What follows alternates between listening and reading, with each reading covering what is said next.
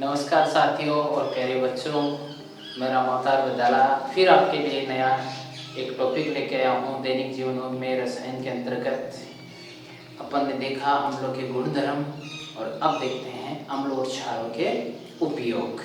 क्या क्या उपयोग है?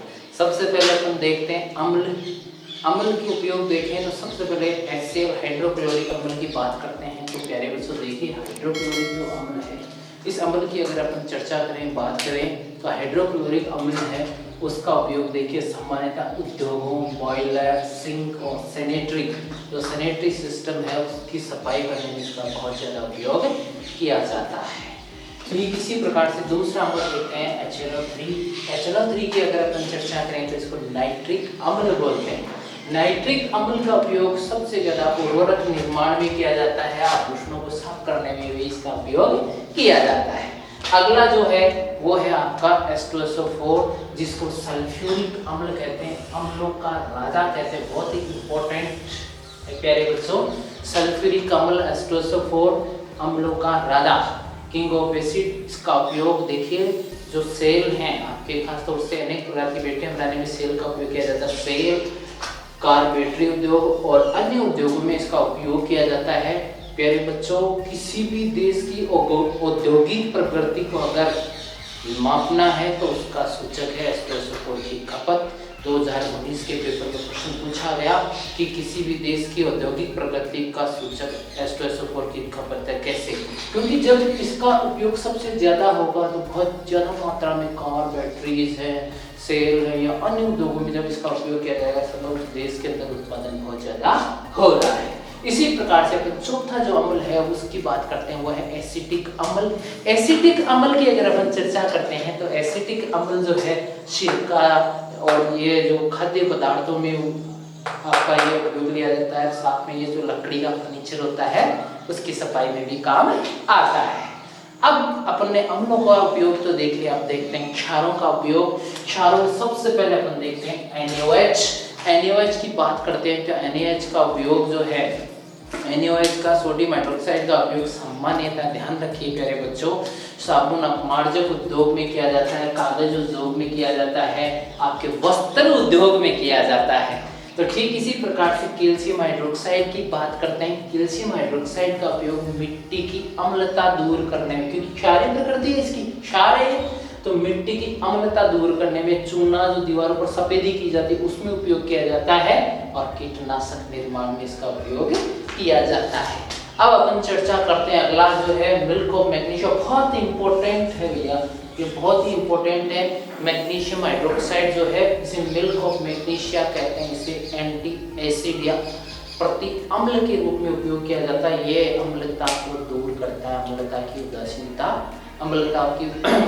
बढ़ा देता है, अर्थात अम्लता को कम कर देता है।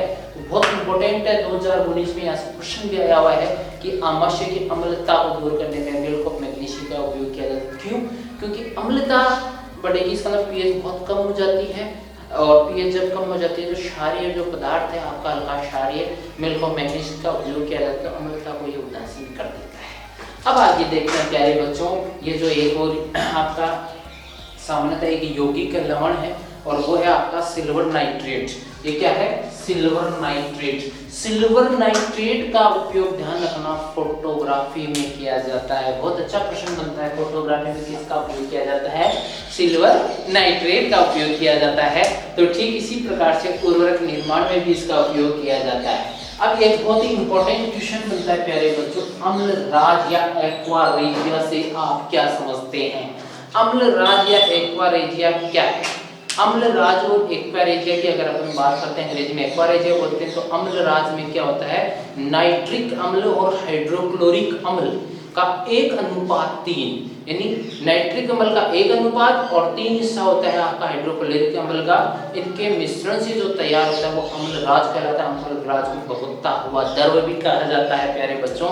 ये हड्डी तक गलाने में सक्षम होता है। खासतौर से इसका उपयोग जो है ग्रामीण क्षेत्रों में आभूषणों की सफाई करने में किया जाता है। तो अपन आगे बढ़ते हैं प्यारे बच्चों, चर्चा करते हैं सबसे इंपॉर्टेंट टॉपिक की, और वो टॉपिक है आपका पीएच स्केल। पीएच स्केल क्या है?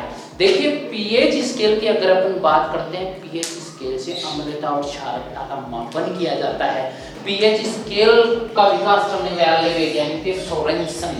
सोरेनसन ने 1909 में पीएच स्केल दी थी। पीएच स्केल के द्वारा अम्ल और क्षार की सामर्थ्य मापी जाती है। इन्हें अम्ल और क्षार की जो सामर्थ्य का मापन है वो पीएच स्केल के द्वारा किया जाता है। पीएच का क्या तात्पर्य है? ये जो पीएच है इसका क्या तात्पर्य है? ध्यान दीजिए प्यारे बच्चों, ये जो एच का तात्पर्य हाइड्रोजन आयनों की सांद्रता और पी जो शब्द है वो जर्मन शब्द पुसान से लिया गया जो शक्ति का सूचक होता है। तो याद रखना, यहाँ से भी प्रश्न पूछा जा सकता है। पी जर्मन भाषा का जो पुसान शब्द है उससे लिया गया है, शक्ति का सूचक होता है। पीएच किसे कहते हैं? पीएच किसे कहा जाता है? पीएच की बात करें तो अपन देख लें प्यारे बच्चों, हाइड्रोजन आयनों की सांद्रता, हाइड्रोजन आयनों की सांद्रता का ऋणात्मक लघुगणक, ये देखो अपन ने लिखा है हाइड्रोजन आयनों की सांद्रता का ऋणात्मक लघुगणक पीएच कहलाती है। तो पीएच किसे कहते हैं? हाइड्रोजन आयनों की सांद्रता का ऋणात्मक लघुगणक क्या कहलाता है? पीएच कहलाता है। अब फिर आगे बढ़ते हैं प्यारे बच्चों, अर्थात इसका गणित की व्यंजक देखें तो पीएच बराबर होता है -log10 हाइड्रोजन आयनों की सांद्रता। और हाइड्रोजन आयनों की सांद्रता सामान्यतः विलयन में हाइड्रोजन आयन मुक्त रूप से नहीं मिल पाते हैं, वो जल के साथ संयोजित होकर हाइड्रोनियम आयन H3O+ क्या हाइड्रोनियम आयन का निर्माण कर लेते हैं। अतः पीएच बराबर क्या हो जाता है? -log10 H3O+ आयन की सांद्रता। तो प्यारे बच्चों इस प्रकार से अपन देख सकते हैं पीएच किसे कहा जाता है। सामान्यतः पीएच क्या होता है? एक पैमाना स्केल है जो अम्लता और क्षारकता को मापता है। ये 0 से 14 तक होता है। ये 0 से 14 तक होता है। आप इस चित्र को देखिए, 0 पीएच से लेकर 14 पीएच तक होता है। अगर किसी पदार्थ की पीएच 7 है तो वह उदासीन होता है, जैसे आपका आसुत जल। अगर किसी पदार्थ की पीएच 7 से ज्यादा, किसी पदार्थ की पीएच 7 से ज्यादा है, इसका मतलब देखिए प्यारे बच्चों ये अपने लिख रखा है, वो कैसा होगा? क्षारीय होगा। और उदाहरण के लिए जैसे सोडियम हाइड्रोक्साइड रक्त अल्कासारी होता है, 7.4 पीएच होती है रक्त की, तो सोडा वाटर है। और आपका वो मैग्नीशियम हाइड्रोक्साइड जिसे मिल्क ऑफ मैग्नीशिया कहा, अब आंसू जल आपका हो चुका है। अगर जल किसी विलयन की पीएच 7 से कम हो तो उस विलयन की प्रकृति कैसी होगी? अम्लीय होगी। उदाहरण के लिए दूध, दही, नींबू रस है, इनमें सब अम्ल पाया जाता है, टमाटर है, संतरा है। तो प्यारे बच्चों इस प्रकार से अपन देख सकते हैं कि अम्लता को कैसे समझाया जा सकता है। जैसे उदासीन जल की पीएच 7 होती है, ज्ञात कीजिए, प्रश्न बन सकता है सामान्य। तो आपको पता है हाइड्रोजन आयन और हाइड्रोक्सिल आयनों की सांद्रता का मान 1 × 10⁻⁷ मोल प्रति लीटर। ये देखिए यहाँ दे रखा है 1 × 10⁻⁷ मोल प्रति लीटर है। तो इस पीएच सूत्र में जब इसको रखते हैं तो पीएच बराबर -log और 1 × 10⁻⁷, तो अतः पीएच का मान क्या आ जाता है? पीएच का मान आ जाता है 7 और 7 उदासीन जो जल होता है उसकी पीएच होती है। अब अपन बात करते हैं प्यारे बच्चों, पीएच को अपन ने समझा है, पीएच की बात करते हैं। दैनिक जीवन में पीएच का क्या उपयोग है? दैनिक जीवन में पीएच का उपयोग सबसे पहले नंबर 1 पे अपन चर्चा करते हैं और वो है आपकी उदर में अम्लता, पेट में अम्लता। कई बार अत्यधिक भोजन वगैरह करने से क्या होता है? शरीर में अत्यधिक जठररस का स्राव होता है। अम्लता के कारण क्या होता है? जठररस का स्राव होता है। और जब जठररस का स्राव होता है तो HCl अधिक मात्रा में स्रावित होता है और दर्द और जलन महसूस होती है। इस अत्यधिक अम्लता को दूर करने में बहुत इंपॉर्टेंट क्वेश्चन बनता है प्यारे बच्चों, मैग्नीशियम हाइड्रोक्साइड जिसे मिल्क ऑफ मैग्नीशिया कहते हैं। 2019 के बोर्ड परीक्षा में पूछा हुआ प्रश्न है। मिल्क ऑफ मैग्नीशियम हाइड्रोक्साइड को कहते हैं, जिसे एंटी एसिड भी कहा जाए, औषधि के रूप में उपयोग किया जाता है। ये क्या करता है? जब अत्यधिक अम्लता के कारण इस मिल्क ऑफ मैग्नीशिया का उपयोग किया जाता है तो ये अधिक अम्लता की मात्रा जो होती है उसको उदासीन कर देता है, नंबर 1।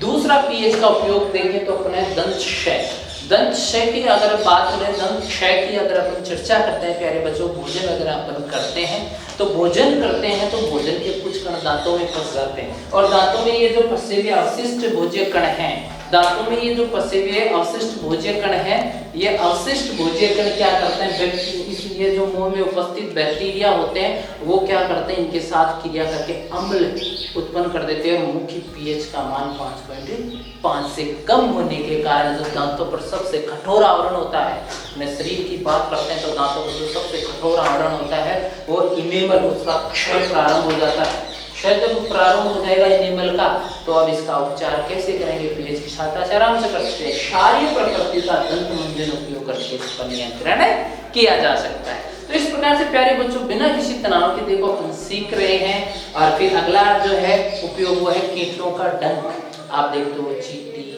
कीट, मधुमक्खी, इनके डंक में अम्ल पाया जाता है। ये डंक के द्वारा अम्ल स्रावित होता है। जैसे ये काटती है, जैसे ही ये काटती हैं तो ये सामान्यतः क्या ध्यान रखें आप बच्चों, त्वचा के संपर्क में आने पर, अम्ल त्वचा के संपर्क में आने पर क्या करता है, दर्द और जलन उत्पन्न करता है। और इसको दूर करने के लिए क्षारीय प्रकृति के लवण जैसे सोडियम बाइकार्बोनेट या जिसको बेकिंग सोडा भी कहते हैं, उसका अगर अपन उपयोग कर लेते हैं, क्षारीय प्रकृति का कोई भी लवण उसका उपयोग करते हैं तो सामान्यतः जलन और जो आपकी पीड़ा है कम हो जाती है।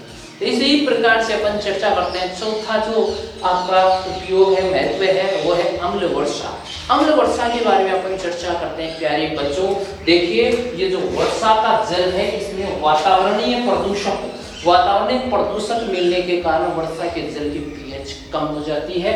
और ये जो वर्षा होती है उस वर्षा को कहते हैं अम्ल वर्षा। कौन सी वर्षा कहते हैं, अम्ल वर्षा। सामान्यतः जब जल की पीएच 5.6 से कम हो जाती है, जल की पीएच 5.6 से कम हो जाती है तो अम्लीय वर्षा मानी जाती है। ये अम्लीय वर्षा जो होती है नदी, खेत और आपकी जो फसल है या पारिस्थितिक तंत्र के लिए बहुत घातक होती है। तो इसका उपयोग, उपचार या निदान क्या संभव है, इसका निदान केवल प्रदूषण, वातावरण प्रदूषक है उनको नियंत्रण करके किया जा सकता है। और जो पांचवा है, अंतिम जो उपयोग है वो है मृदा की पीएच।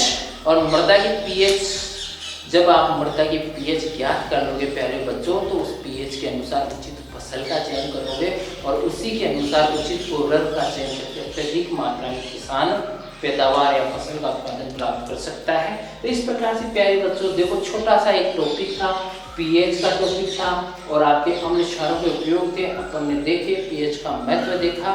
तो धन्यवाद, ठीक है, आगे मिलेंगे।